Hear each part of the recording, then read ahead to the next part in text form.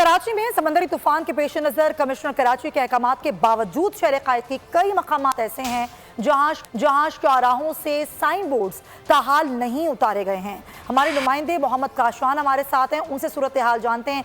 जी काशान, कौन कौन से इलाकों से अभी तक बिल बोर्ड्स नहीं उतारे गए? जी बिल्कुल सही। कराची में समुद्री तूफान के पेश नज़र कमिश्नर कराची और महकमा नफियात की जानिब से कराची में फौरी तौर पर साइन बोर्ड उठाने के अहकाम जारी किए गए थे। जो अब तक कराची के अहम शहरों पर साइन बोर्ड जो है वो हमें लगे हुए दिखाई दे रहे हैं, जबकि महकमा नफियात की जानिब से एमरजेंसी जो है वो भी कराची में नाफिज कर दी गई थी और एडवाइजरी भी जो जारी की गई थी कि जो भी कराची के शहरी हैं वो अपनी बिल्डिंगों के बाहर। ठीक है काशान, बहुत शुक्रिया। बजट 2023-24 की सबसे बड़ी ट्रांसमिशन बोल एक मर्तबा फिर सबसे आगे। वजीर खजाना की बजट तकरीर की सबसे बड़ी कवरेज 62% अवाम ने देखा बोल की स्क्रीन पर। Welcome back to the budget transmission.